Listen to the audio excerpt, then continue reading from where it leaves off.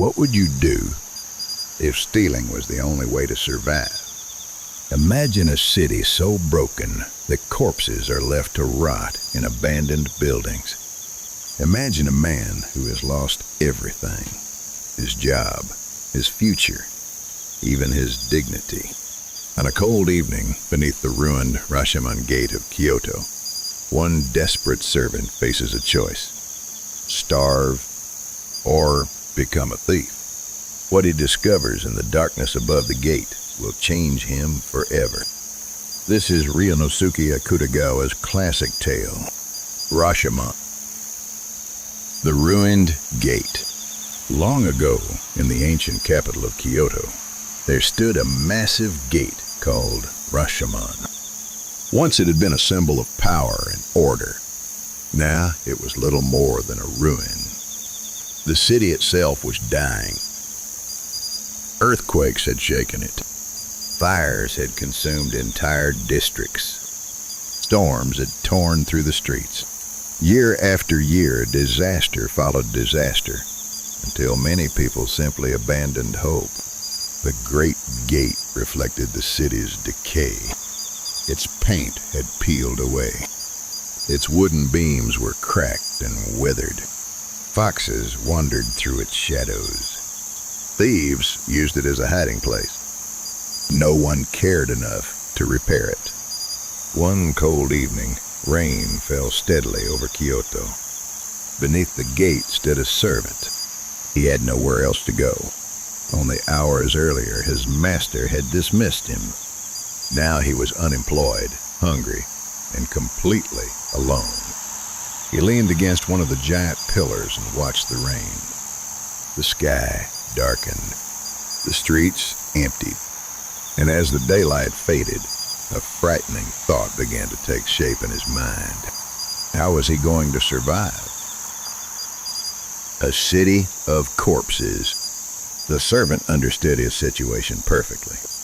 There were no jobs, no family waiting to help him, no money hidden away for emergencies. The city had become too poor to care about another starving man. As darkness spread across Kyoto, he considered his options. There seemed to be only two. He could starve, or he could steal. The second choice disgusted him. He had never thought of himself as a criminal. Yet hunger has a way of changing people. The rain continued to fall. The wind howled through the broken structure. Somewhere in the distance, a dog barked. The servant tried to convince himself that there had to be another path. But every road he imagined ended in misery. Eventually, his eyes drifted toward the staircase leading into the upper level of Rashomon. The place had a terrible reputation. People whispered that abandoned corpses were left there. No one visited after dark. No one wanted to know what happened inside. Yet tonight, a strange light flickered above. The servant froze. Someone was up there. The climb. At first he thought he was imagining it, but the light appeared again, a weak orange glow, like a candle. Curiosity overcame fear. Slowly, carefully, he approached the staircase. Every step creaked beneath his feet. The darkness seemed alive around him. He climbed higher. The smell reached him before the sight did. Rotting flesh. Decay. Death. The odor was so strong that he nearly turned back. Yet he continued. At the top of the stairs, he crouched in the shadows and looked inside. What he saw made his skin crawl. Bodies. Dozens of them. Men. Women. Old people. Young people. They lay scattered across the floor like discarded trash. The servant struggled to breathe. In the middle of the room knelt an old woman. She held a small torch in one hand. With the other, she was pulling hair from the head of a corpse.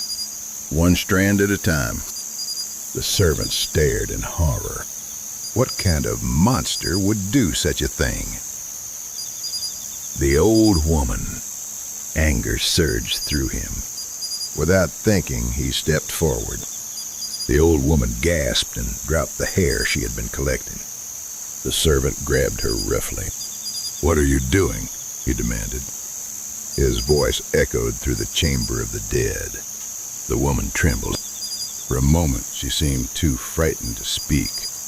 Then she slowly pointed toward the corpse. "I need the hair," she whispered. The servant frowned. The explanation sounded absurd. The old woman continued. "She sold wigs. The hair would be woven together and turned into something valuable. Without it, she would have no food, no shelter, no chance of survival." The servant was disgusted. Stealing from the dead seemed unforgivable. But then the old woman said something unexpected. She pointed at the corpse again. "That woman was a liar," she said.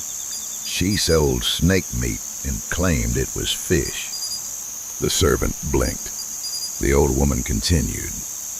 "She cheated people to survive." Her eyes narrowed. "If she could do that while she was alive, why shouldn't I take her hair now that she's dead?" The room fell silent. Outside, thunder rolled across the sky. The servant found himself unable to answer. The choice. For several moments, neither of them spoke. The servant looked at the corpse, then at the old woman, then at the darkness beyond the ruined gate. Her words echoed in his mind. Everyone was doing what they had to do. The dead woman had deceived others to survive. The old woman stole from the dead to survive. And what was he supposed to do? Starve? Suddenly, the answer became clear. The servant grabbed the old woman's clothing. She cried out in shock. "What are you doing?" He pulled the garments away from her. The old woman struggled, but she was too weak. "If survival excuses your actions," he said, "then it excuses mine as well." With that, he took everything he could. Then he ran.